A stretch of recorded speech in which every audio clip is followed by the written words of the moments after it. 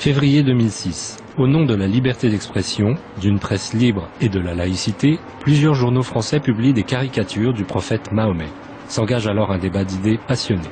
Les médias français, dans leur ensemble, se montrent totalement solidaires. Décembre 2003, sur France 3.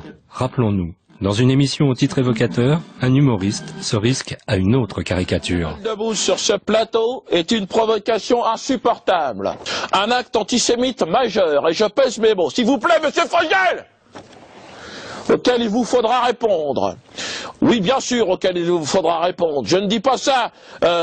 Pourquoi d'ailleurs parce que je me suis récemment, hein, vous l'avez vu, je ne dis pas ça parce que je me suis récemment reconverti dans le sionisme.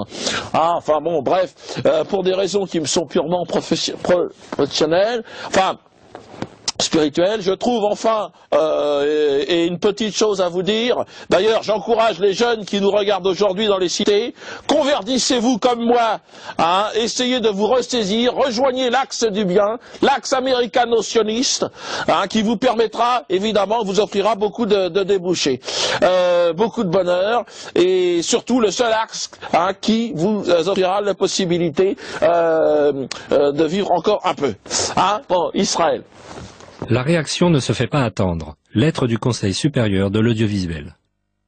À la suite des propos tenus par l'humoriste Dieudonné et étant donné l'absence de réaction immédiate de l'animateur, le Conseil a écrit au président de France Télévisions pour lui rappeler la nécessaire maîtrise de l'antenne, en particulier dans un contexte de tension entre communautés. Il a également décidé de recevoir à ce sujet le président de France Télévisions.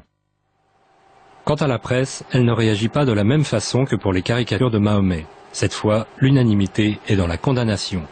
La liberté d'expression et la laïcité auraient-elles des limites? Ou bien, certaines caricatures seraient-elles intouchables? Ça va loin la liberté d'expression. Ça peut aller jusqu'aux idées qui heurtent, choquent ou inquiètent, dit encore la Cour européenne des droits de l'homme. Les idées qui heurtent, choquent ou inquiètent. Voilà. Mais une fois encore, dans le cadre de la loi. Et la loi dit, on ne peut pas prononcer des paroles racistes, c'est-à-dire des paroles qui excluent. Pour pouvoir dire aujourd'hui que Dieudonné est un antisémite, il faut dire donc qu'il est un raciste, puisque c'est ce terme pour moi qui englobe les choses. Raciste, c'est celui qui exclut l'autre, qui porte atteinte à sa dignité parce qu'il le rejette. Moi, j'ai pas vu Dieudonné exclure qui que ce soit et rejeter qui que ce soit. J'ai vu Dieudonné avoir des propos, avoir des mots, parfois outranciers, oui, parfois outranciers, contre certaines personnes, ou contre la politique d'un État. Et alors? Et alors?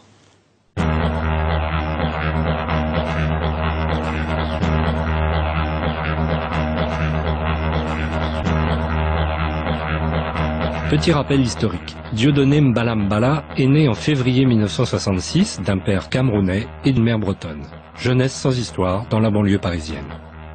La France entend parler de Dieudonné à la fin des années 80, quand son nom est associé à celui d'un certain Elie Semoun, naissance d'un formidable duo d'humoristes qui allait durer 7 ans et les porter tous deux au sommet de la gloire avec des sketchs qui abordaient déjà des sujets sensibles.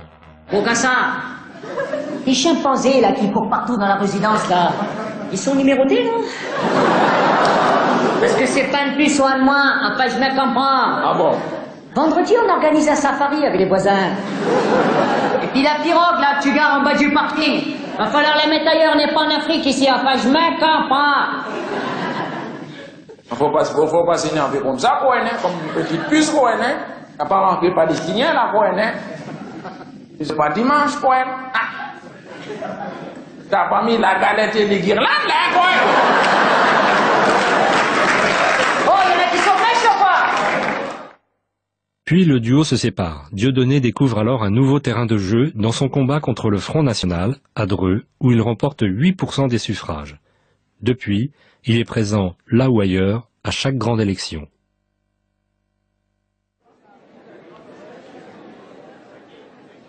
Maintenant en solitaire, il enchaîne spectacle sur spectacle, avec déjà quelques soucis judiciaires. En fait, la première affaire, c'était quand il était poursuivi par la Griffe, cette association catholique d'extrême droite, qui lui reprochait d'être raciste, anti-blanc et anti-chrétien. Ah non, mais ça m'énerve, les religieux m'énervent. Je revois toujours Dieudonné expliquant au président de la chambre d'appel, Monsieur le Président, ça ne vous aura peut-être pas paru évident, mais je suis blanc. Ça permet de vous dire que je s'est demandé s'il se moquait de lui. Tous les religieux, tous, ils m'énervent. Ah non, mais ça suffit. Donc c'était le premier procès que je plaidais pour lui et la première relaxe. Libre penseur et profondément athée, Dieudonné ne reste pas là et assume ses convictions en caricaturant tous les extrémismes religieux. Ouais, mais on est des soldats de Allah, les mecs. Hein, on bosse pas pour Barbapapa non plus, là. Bon, bref, tais-toi, assis-toi, ne réponds pas. La date des attentats a été avancée au 11 septembre, évidemment, demain. Hein, Voilà, demain matin, 9h. La récompense, oui, mais j'y arrive, une seconde, les gars, là. Oui, mais je veux dire, Allah, c'est pas un ingrat. Hein, il y aura pas de coup de but, c'est à la confiance aussi, les mecs. Arrive alors ce sketch sur France 3. De vivre encore un peu. Hein, bon, Israël. Dieudonné se retrouve unanimement diabolisé par l'ensemble des médias qui le désignent comme l'antisémite numéro 1, un Le Pen noir ou même un nazi. Ironie du sort, c'est le spectacle Le divorce de Patrick, avec justement la fine équipe du 11 septembre, qui va alors faire les frais d'un nombre impressionnant d'annulations savamment orchestrées. Résiliation de Votre contrat. attitude et les discours que vous avez récemment tenus, Dérapage. Annulation de spectacle. annuler la programmation, Risque de trouble à l'ordre public en raison d'une communauté israélite des propos importante. inacceptables, Ne pas produire. Je ne tiens pas à ce que d'autres dérapages aient lieu à nouveau dans pour ne ma pas ville. avoir de problème. Laissez passer l'orage. À Lyon, une nouvelle étape est franchie avec une descente musclée d'opposants durant le spectacle. Des spectateurs sont blessés. À chaud, sous le coup de la colère, Dieudonné donne une interview au Journal du Dimanche, dont une citation, souvent sortie du contexte, le poursuivra très longtemps de procès en appel. Un homme a été arrêté qui fait partie de ces mouvements d'extrême droite sionistes, racistes et xénophobes. Sale nègre, les juifs auront ta peau. Voilà le genre de slogan que j'ai entendu. Ce sont tous ces négriers reconvertis dans la banque, le spectacle et aujourd'hui l'action terroriste qui manifestent leur soutien à la politique d'Ariel Sharon. Et c'est dans un climat de tension extrême, entretenu par certains groupes très organisés, que les portes de l'Olympia se referment devant lui. En réponse, Dieudonné organise un spectacle-meeting devant le music hall parisien.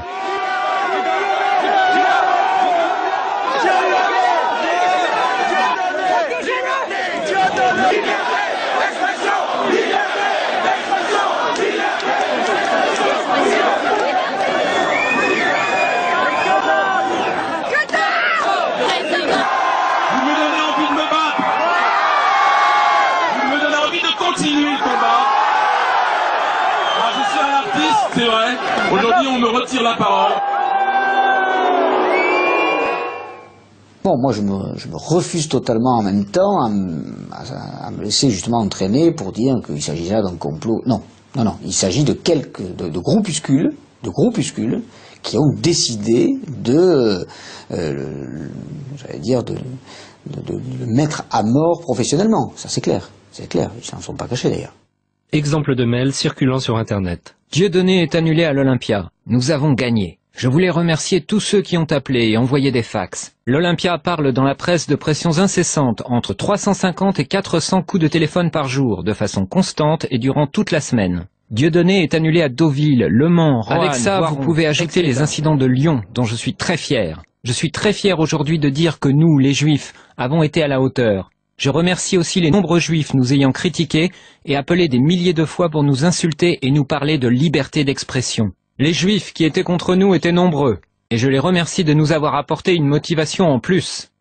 En écho à ces mois mouvementés, Dieudonné crée alors un nouveau spectacle, Mes excuses, et en remet une couche dans l'autodérision avec une affiche pleine de tact.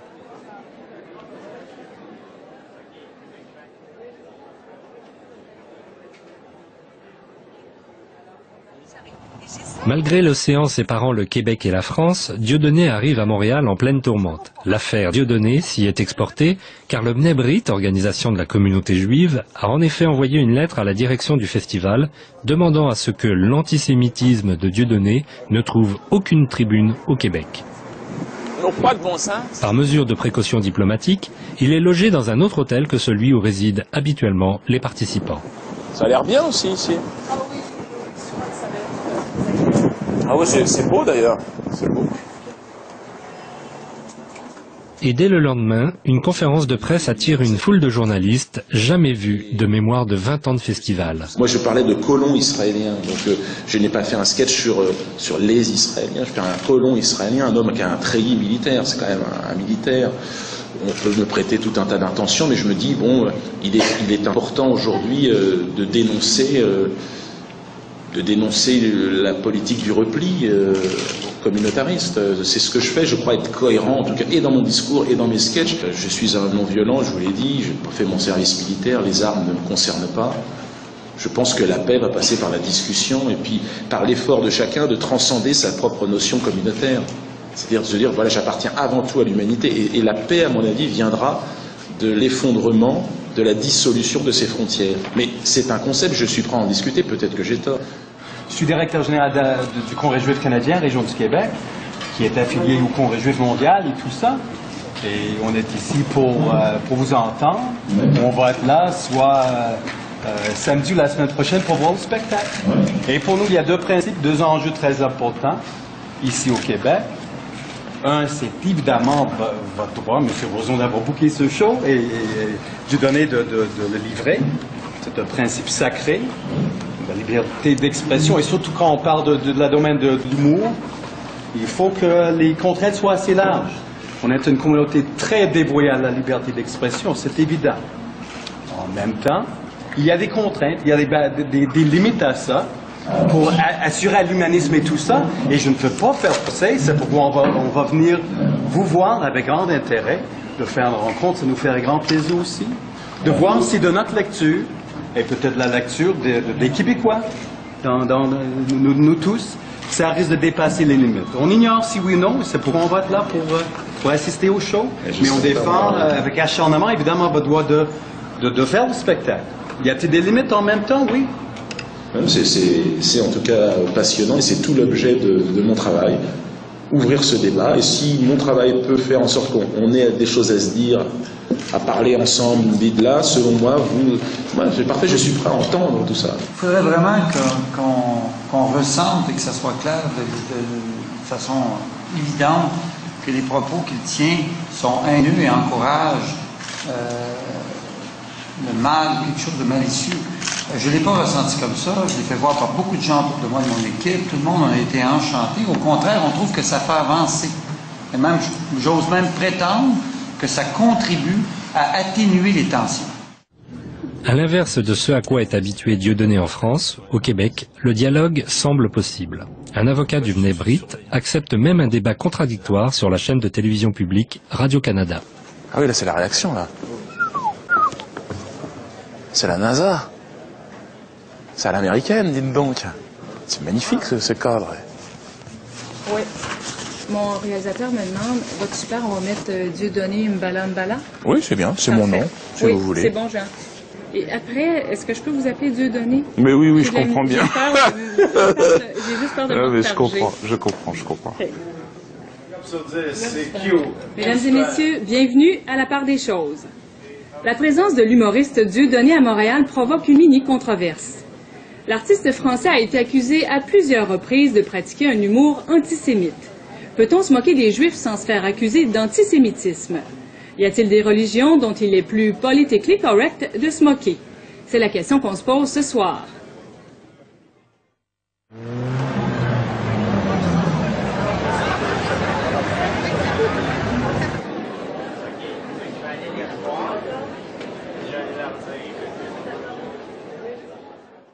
Je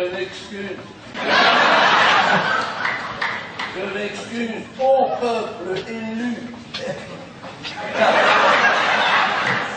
Pardon. pardonne à la bête que je suis les offenses proférées, mais je n'ai pas d'âme. Je ne suis qu'une bête.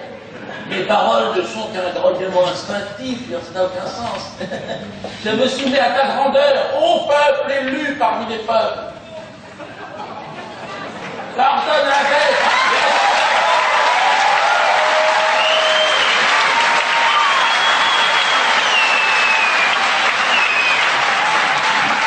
Merci de m'avoir épargné. D'accord.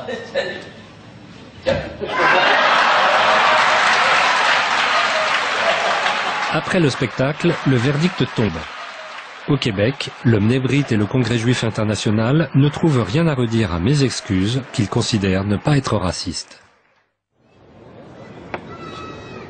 Alors pour ceux qui se joignent à nous, je vous rappelle que vous êtes devant une présentation simultanée de la part de Victor Korchnoi. Dans la vie, Dieudonné a l'habitude de mener une gigantesque partie d'échecs. Contre Victor Korchnoi, champion du monde russe, il s'engage dans un autre type de combat.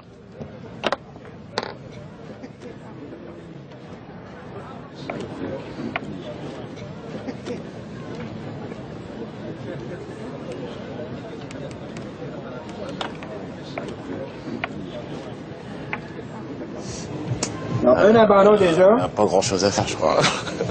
Enfin, bon, la résistance, c'est de la résistance.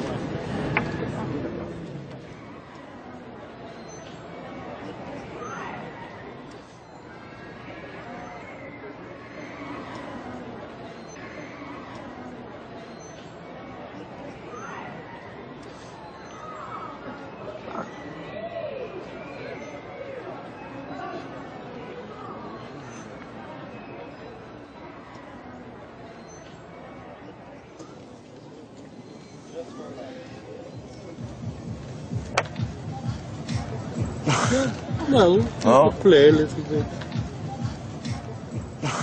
Jouer contre Korchnoi, c'était bien, c'était bien. Mais c'était pas perdu non plus complètement. Non. On était dans une position où je pouvais lui échanger ma dame contre ses deux tours.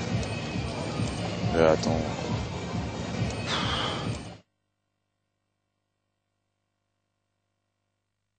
Le rabbin Haïm Korsia, conseiller du grand rabbin de France, avait envisagé d'emmener Dieudonné, parmi une centaine d'autres invités, lors d'un voyage du souvenir à Auschwitz.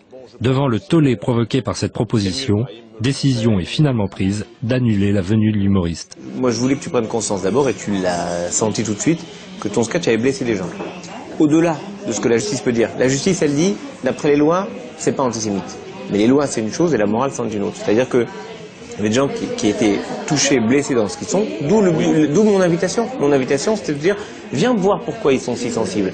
Et je crois que tu as répondu à cela par une autre main tendue. Tu aurais pu considérer que je venais t'agresser, pas du tout. Ou que je venais te faire la leçon, pas du tout. Je suis venu te parler en équité, en égalité. Je n'étais ni un donneur de leçons pour toi, ni un censeur qui venait te dire c'est bien, c'est pas bien ce que tu as fait dans ta vie. Je te dis simplement, tu as une capacité de parole, tu es écouté probablement parce que les gens sentent que tu es sincère dans ce que tu fais, mais tu es comme tu es, un peu taquin parfois, un peu brouillon parfois, mais en tout cas sincère dans ce que tu fais. Et moi je pense que cette sincérité, elle est la colonne vertébrale de ce que tu es. Donc mon idée était simple, viens voir ce qu'il y a, et après tu pourras parler en connaissance de cause, en sachant très bien que le simple fait de te mettre devant ce lieu, ça allait te faire percevoir peut-être au-delà de la loi, de ce que la loi dit. Bon, moi je pense que la loi a une vocation simple de retisser du lien avec les gens. Et j'ai jamais considéré que le monde était partagé entre les gentils d'un côté et les méchants de l'autre. Le monde est partagé entre des gens qui ont des choses à bâtir ensemble. Moi je venais bâtir avec toi quelque chose. Je dois dire que de la même façon que toi tu as pu être heurté par les attaques brutales des uns des autres contre toi, moi j'ai été stupéfait de la violence que ça a pu susciter chez certains et touché de l'adhésion de beaucoup à cette invitation qui était pour moi une parmi 120 autres invitations. Il y a 120 personnes dans le voyage, il y avait 120 personnes que j'ai invitées de la même façon. C'est marrant de savoir qu'il n'y a que toi, quand je t'ai invité, le gars a surpris tout le monde. Ceci dit, je me rends compte maintenant avec ce qui se passe avec un révisionnisme latent chez certains, que les véritables ennemis de la République et de la démocratie, c'est ni toi ni moi, me semble-t-il, c'est d'autres, et on a intérêt à mettre en commun nos forces pour lutter contre ça, c'est-à-dire pour faire revenir une volonté d'être ensemble, une volonté de vivre ensemble dans cette société. Moi, je le fais dans les cercles dans lesquels je suis entendu, toi, tu le fais dans les cercles dans lesquels tu es entendu. Voilà, c'est simple. J'estime qu'il y a des gens avec qui il n'y a plus rien à dire. Il y a un moment où des gens se mettent dans une telle situation qu'ils coupent toute possibilité de parole.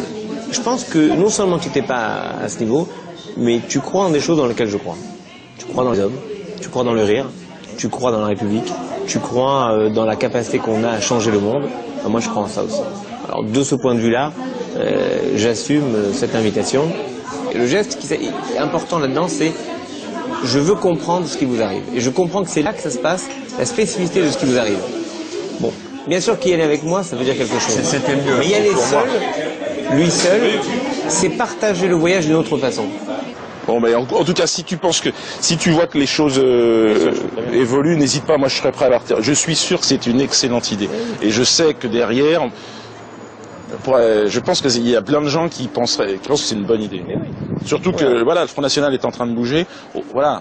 C'est eux les ennemis. Voilà, c'est nos ennemis communs. Ça marche. Ciao.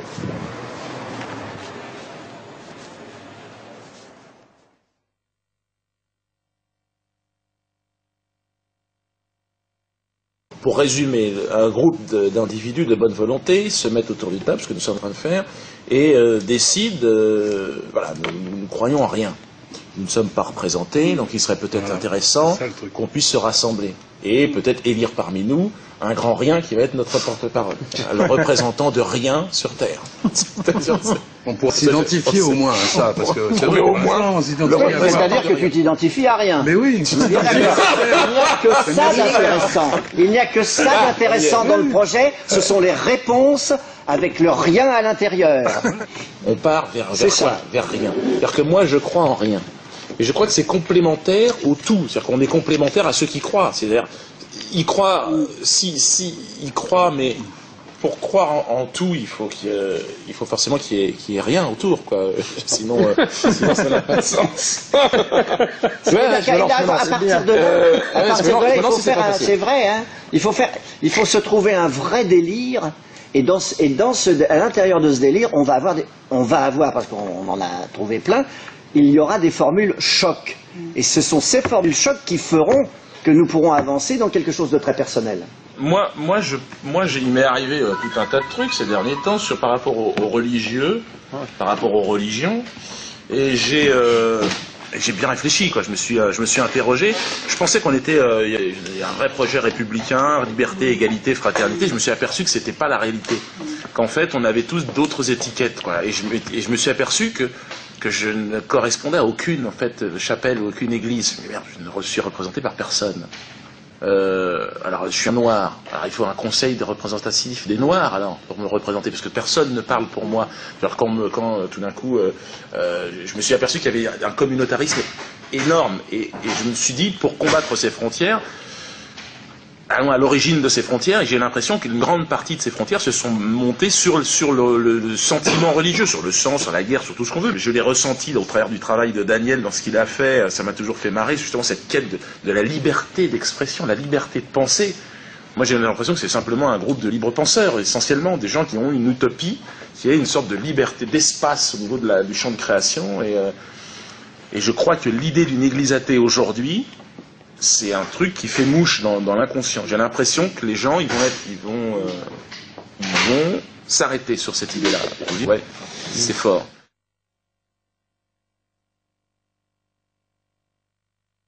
Au moment du décès de Yasser Arafat, 4 rabbins ultra-orthodoxes viennent à Paris se recueillir devant la dépouille du président défunt. Leurs paroles, politiquement très incorrectes, ne trouvant aucun lieu pour s'exprimer, Dieudonné, au nom de la liberté d'expression, leur propose son théâtre pour une conférence de presse. Alors ceci n'est pas un sketch, hein. Pas confondre. Quelques rares journalistes y assistent, pas un article n'a été publié. Nous avons le plaisir d'accueillir ici 4 rabbins extraordinaires qui représentent le mouvement Naturae Carta, les protecteurs de la cité, qui sont radicalement antisionistes et qui ont tout de suite accepté l'invitation de venir ici dans le théâtre de Dieudonné parce qu'ils savent que dans le monde entier, on essaye d'empêcher les gens de réfléchir et d'agir selon leur intuition, leur bonté, leur qualité spirituelle, en les accablant sous les accusations d'antisémitisme. Donc même sans connaître Dieudonné, ils étaient persuadés que c'était une accusation infondée. Et donc je pense qu'il y a beaucoup d'échanges qui peuvent avoir lieu entre toutes les sensibilités tellement variées que nous représentons. Étant donné la raison de ma présence parmi vous, je pense qu'avant d'aborder les sujets que je vais traiter, je me dois d'évoquer la mémoire du président Abou Ammar Yasser Arafat, qui était un homme exceptionnel, sortant de l'ordinaire.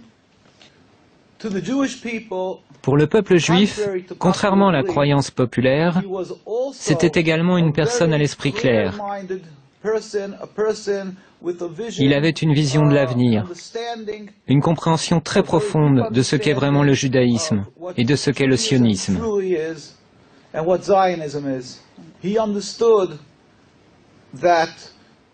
Il avait compris que le judaïsme est une sainte religion, plurimillénaire. Et il n'avait absolument aucune forme d'animosité, d'une quelconque façon, à l'encontre du judaïsme ou du peuple juif. Au contraire, il savait que le sionisme est très différent. C'est ce que j'expliquerai brièvement.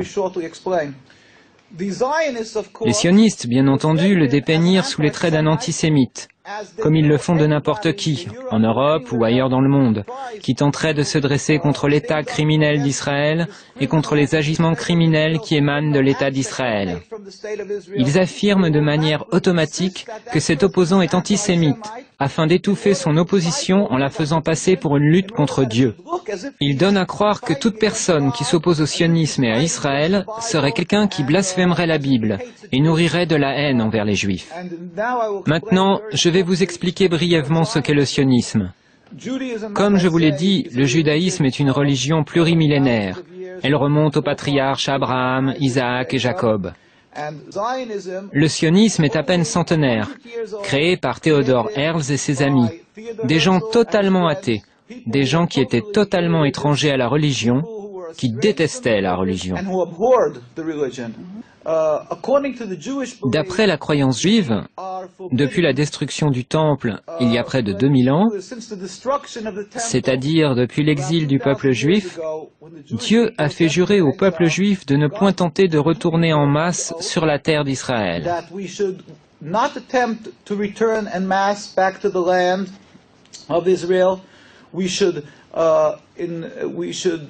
Nous ne devrions jamais nous rebeller contre une quelconque nation. Et nous ne devrions jamais rien tenter afin de mettre un terme au décret exilique émanant de Dieu. Seul Dieu, sans la moindre intervention humaine, peut mettre un terme à cet exil. Et Dieu est très compatissant. Il regarde tous les peuples qu'il a créés, et donc le peuple juif parmi eux, dans l'exil. Et c'est quand il jugera le moment opportun qu'il mettra immédiatement un terme à l'exil. Il se produira alors une révolution métaphysique dans le monde.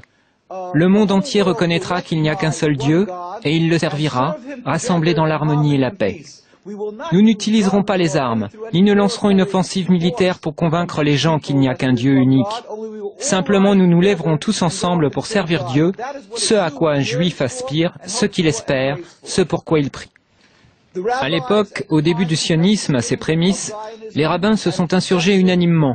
Ils protestaient, disant « C'est un blasphème, c'est de la rébellion contre Dieu. Si cette idéologie est mise en application, nous en souffrirons terriblement. » Malheureusement, les sionistes ont réussi. Tout d'abord, ils voulurent aller en Ouganda. Là-bas, il y avait des terres vierges, mais ils comprirent que la nation juive ne les suivrait pas. Aussi se jouèrent-ils et abusèrent-ils des espoirs et des aspirations que pouvait entretenir tout juif à retourner à Jérusalem, et ils leur dirent « Nous sommes en train de vivre les prémices de la rédemption. Viens, suis-nous, retournons ensemble sur la terre d'Israël. » S'appuyant sur l'ignorance des multitudes non-juives dans le monde entier, ils abusèrent de leur compassion, escomptant qu'elle prendrait pour argent comptant ce que dit la Bible, à savoir que cette terre appartient aux Juifs, et diraient qu'on leur donne la terre. Ils ont utilisé ces sentiments afin de poursuivre leur entreprise, de marquer des points sur le terrain dans l'objectif de s'accaparer la Palestine. La Palestine était un pays peuplé d'êtres humains, les Palestiniens, c'est-à-dire les Arabes habitant cette contrée, ainsi que des Juifs orthodoxes qui craignent Dieu. Et tous dirent comme un seul homme, « Nous ne voulons pas d'un État d'Israël, nous ne voulons pas de ça. » Et étant donné que les sionistes ont usurpé la terre, qu'ils sont allés en Palestine et qu'ils l'ont volée au peuple palestinien, ils ont soumis ce peuple par la force des armes, puis ils l'ont expulsé. C'est là une seconde grande tragédie, une transgression, une rébellion contre Dieu, un agissement criminel contre Dieu. Et tous les rabbins étaient contre ces exactions. Ils étaient ulcérés, révoltés par ce que ces juifs non religieux, ces sionistes, avaient fait. Je terminerai par ceci. Je tiens à dire simplement que les sionistes, bien loin d'être les protecteurs des juifs et les garants d'un havre de sécurité pour eux, sont en réalité les principaux responsables de l'antisémitisme dans l'ensemble du monde. Là où l'antisémitisme n'existe pas, les sionistes le fabriquent. Ils sont les principaux responsables des dissensions et de la haine envers les juifs dans le monde entier. Nous prions.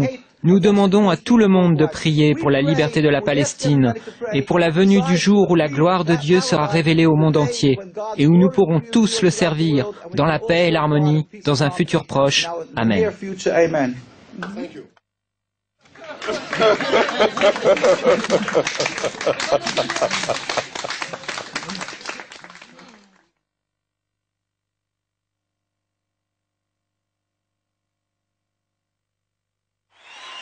Sans publicité ni promo médiatique, Dieudonné joue Mes excuses ce soir-là devant 5000 personnes au Zénith. À la fin du spectacle, 3 personnalités viennent apporter leur soutien.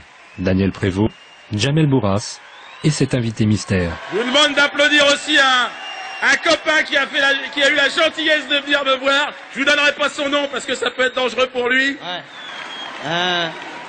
Moi je tiens à... Tu me touches pas. Ah. Je tiens à te dire que t'as quand même fait l'enculé. C'est le terme exact. T'as attendu que je fasse fausse gueule pour ramener ton gros cul. Ouais, c'est vrai. T'as failli niquer ma carrière sur ce coup-là. Je tiens juste à me désolidariser ce soir de Dieudonné.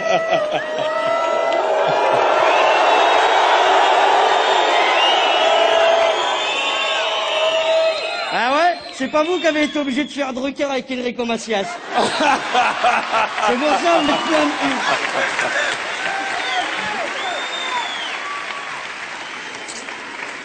Merci Jamel. Il y aurait apparemment des gars du bâtard dans la salle. Je tenais à leur dire que j'ai rien à voir dans cette histoire, monsieur là. Ouais, je suis venu juste rigoler. C'est le meilleur d'entre nous. Il a les couilles de dire ce qu'on pense. Et sincèrement, continuez à le soutenir comme vous le faites. On en a besoin. Merci. Merci Jamel.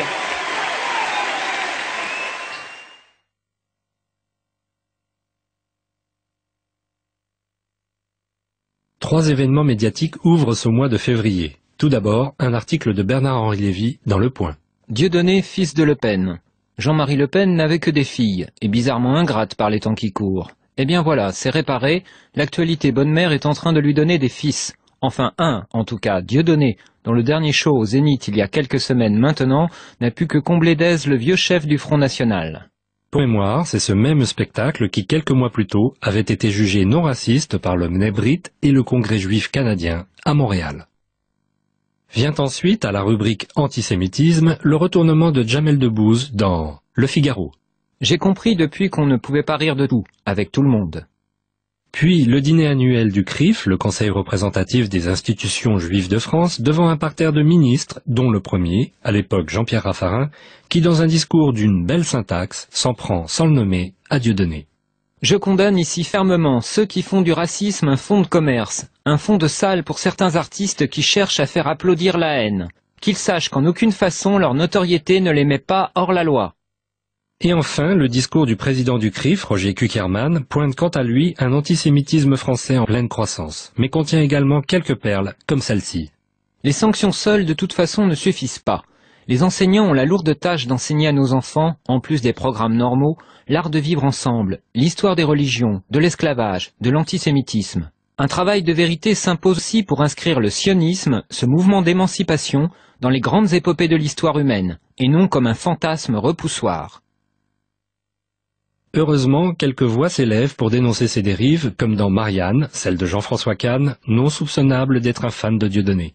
Le samedi 12 février se tenait à Paris le dîner annuel du CRIF. 800 personnes, 200 hautes personnalités de gauche et de droite, 16 ministres, oui, 16. Et alors on assista à cette scène inouïe. Le président du CRIF taillant en pièces la politique étrangère de la France, rendu responsable de l'antisémitisme, et les 16 ministres courbant honteusement leur tête vers leur assiette. Ce jour-là donc, un incroyable renfort fut apporté à l'immonde rhétorique de Dieudonné. Le CRIF fut érigé en représentant d'un lobby tellement puissant qu'il peut impunément humilier sans risque de retour à l'envoyeur 16 ministres de la République d'un coup. Et au sujet du président du CRIF, pourquoi a-t-on élu un imbécile à un poste aussi stratégique ?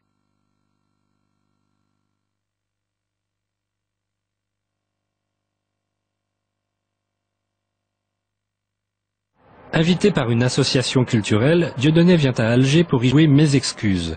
Comme toujours, avant un spectacle, il tient une conférence de presse. Dans la salle, un envoyé spécial du site internet français Proche-Orient Info, qui est tout sauf une agence de presse officielle, lance rapidement une dépêche sur laquelle se trouve une fausse citation de Dieudonné. La Shoah est une pornographie mémorielle. Aussitôt, sans appliquer le b.a.-ba journalistique de la double vérification de l'information, auprès du principal intéressé par exemple, des journaux se ruent sur l'information.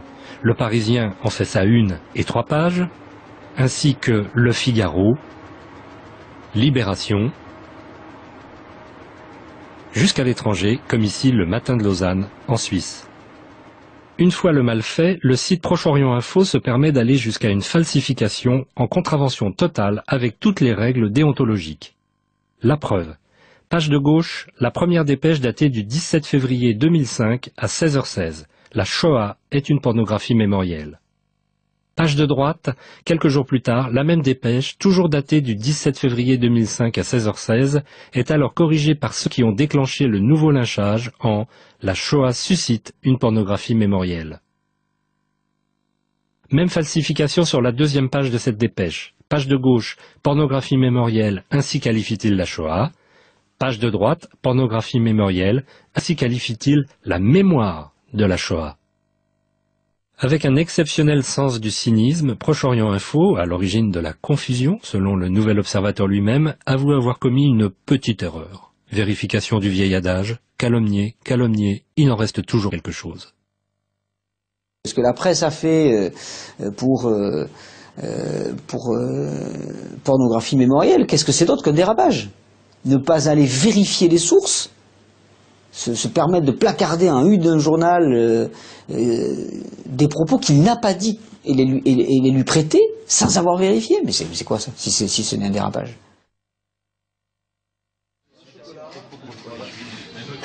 Je leur cours après, j'arrive dans la rue, là je compte sur les flics, et on est parti. Et moi j'étais derrière, ouais là c'est eux, alors on s'est arrêté, c'est moi qui suis sorti en premier. Ah c'est toi qui es sorti en premier?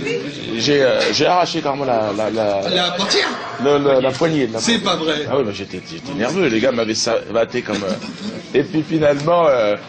les flics sont arrivés, bon là ils ont commencé à sortir, ils n'avaient pas s'en servir de boulot, c'était jamais servi. Bougez pas. Alors ils ont fait ça comme ça, menottes.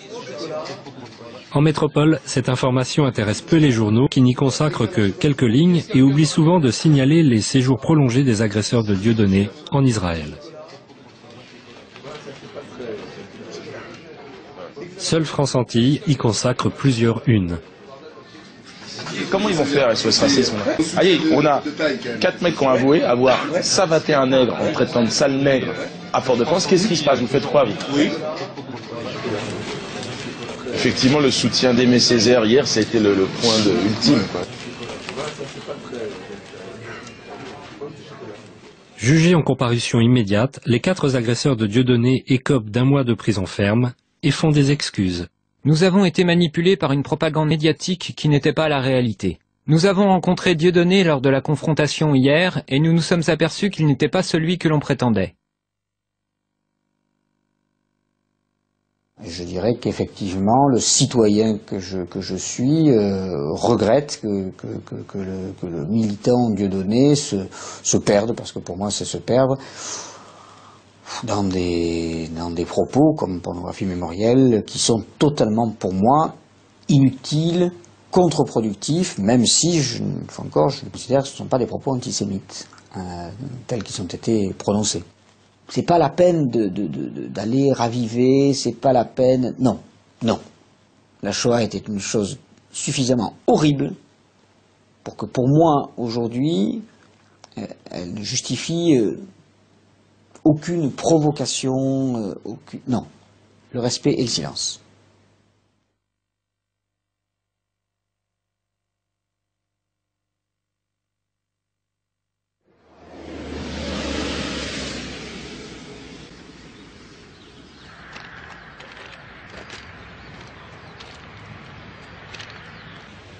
C'est ici? C'est ça?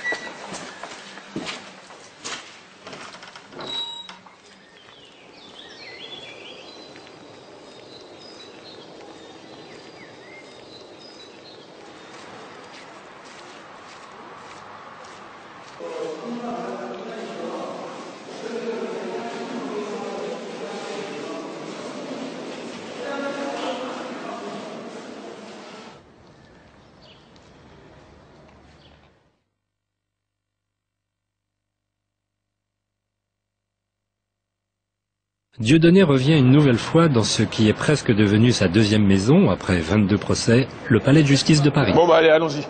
Ce jour-là, jugement sur le fameux sketch dont ne peut pas plaire à tout le monde. La presse, comme souvent les jours de comparution, est venue en masse. Non, mais c'est-à-dire que là, ils vont communiquer sur Dieudonné, encore une fois, pour anticiper, machin. On connaît la musique. Hein. Effectivement, les comptes rendus donneront l'impression que Dieudonné est condamné à 2 mois de prison avec sursis et à 20 000 € d'amende, comme réclamé par l'avocat général. 3 mois plus tard, sa relaxe totale ne fera que 3 ou 4 lignes dans la presse.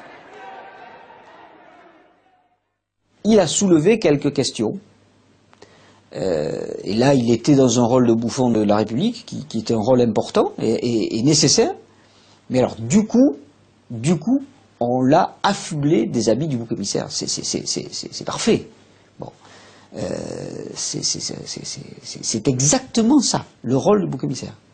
Sauf que je rappelle que le principe du bouc émissaire, c'est que haro sur le bouc émissaire, mais les problèmes qu'il a soulevés, ils restent toujours, même si on met le bouc émissaire à mort. Les Chinois ont une autre manière d'exprimer ça. Quand le doigt montre l'une, le sot regarde le doigt. C'est le même principe.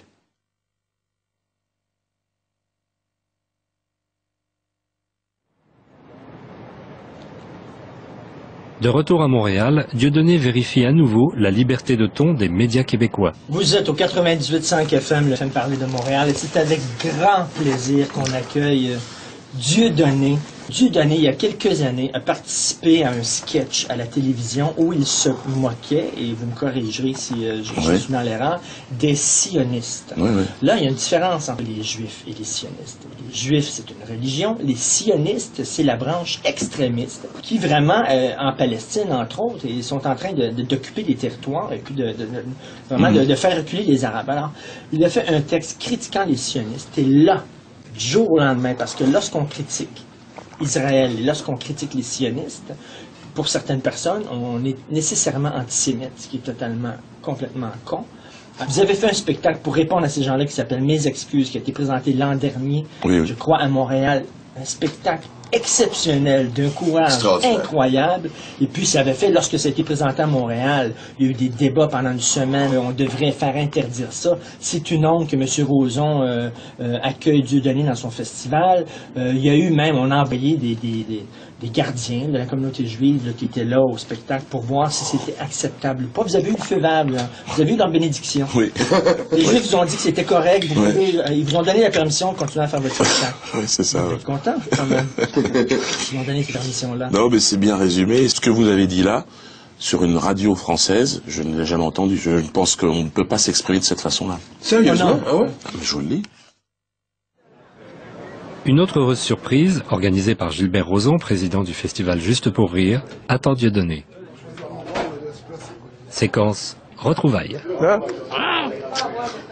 Où est-ce qu'il est le directeur artistique, là? J'aimerais bien les voir, ces imitateurs, là. Leur mission, commenter la prestation de deux imitateurs d'Élie et Dieudonné dans l'émission de Laurent Ruquier sur France 2. On va partir en improvisation. On va partir. Non, mais vous comprenez, 15 ans, c'est ça, les vieux ringards. Ok, c'est bon. On a 15 ans. Vous l'avez trouvé pas mal? On commence par un faux rire. On vous a pas, hein? On commence par un faux rire. Bah oui. Deux prises sont alors tournées. Juste pour le plaisir, en voici une en version intégrale. Oh, Ruquier! Non, mais Ruquier, je te jure, j'adore. Ah ouais? Ah, j'adore! Ouais, il a des trucs quand même mais qui non, fait... t'as vu, à un moment, il dit... qu'est-ce qu'il a dit déjà? Oui, c'est ça, c'est parce que c'est ça qui m'étonne. Je parle pas, en fait. Hein? Par contre... Quasiment pas. Ouais, les j'ai l'impression qu'il y a un type derrière qui ouais. lui fait tous ces dialogues. Mais les deux, là, non. T'allais dire? Oh, les deux, affligeant. Bien, qui ils imitent qui Je sais pas. Je sais pas, le petit, là, on dirait un rat musqué, tu sais? C'est normal. C'est vrai.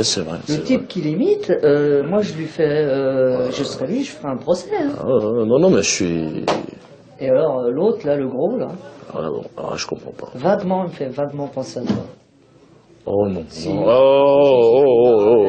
Non. Le petit, c'est pas moi du tout. Non, Le gros, si, le gros, il le fait bien, il fait... Oh non. Oui, non. Il a l'air bien, il a l'air bien. Non, il a l'air bien. Il a l'air jovial. Non, mais le petit est pas bien fait. Le petit a l'air vicieux. Le petit a l'air méchant. Justement, je trouve qu'il y a...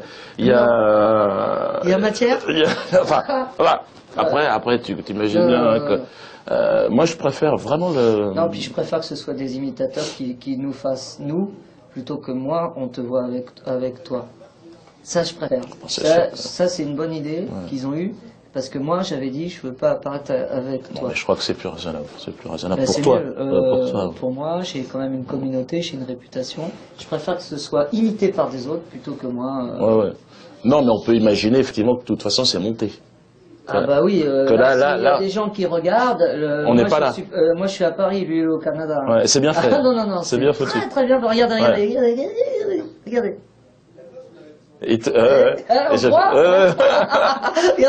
encore. Vas-y. Attends. Et moi, je sens tu peux la vider d'ailleurs, mais c'est très bien fait. La technique est extraordinaire. Parce qu'évidemment, ce n'est pas possible. Ah ben non. Ils ont recréé en fait avec un système d'hologramme. C'est fou, hein.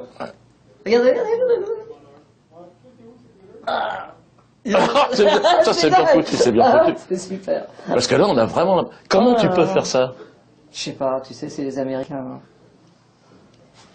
C'est étonnant si... Un système qui a été inventé à Tel Aviv. Je crois que là, on aborde des sujets qui sont un petit peu sensibles. C'est fou, hein. Bon, Aristide.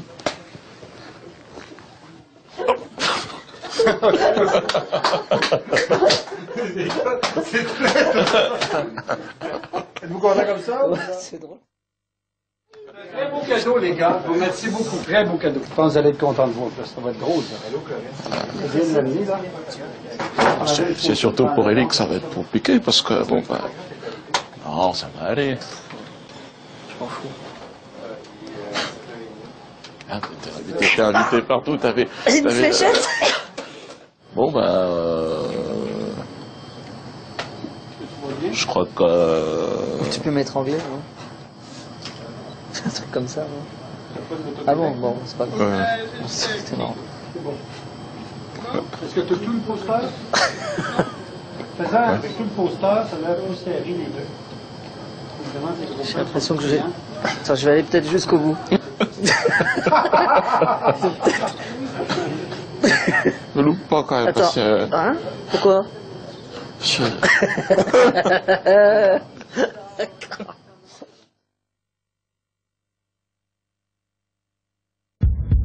Depuis l'été 2005, Dieudonné a été relaxé pour son sketch dans l'émission de Marc-Olivier Fogiel.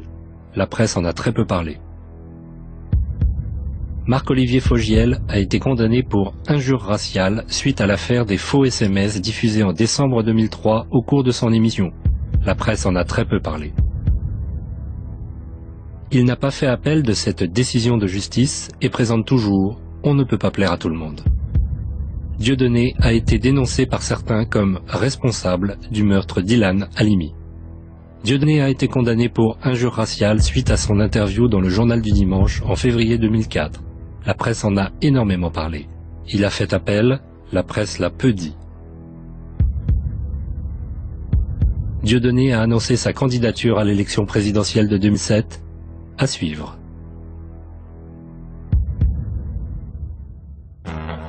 Les auteurs et techniciens de ce film ayant l'intention de continuer à travailler ont pris la décision collectivement de rester anonymes. Ils n'ont pas honte de ce film, au contraire, ils craignent juste que la profession leur en tienne rigueur. Merci de votre compréhension.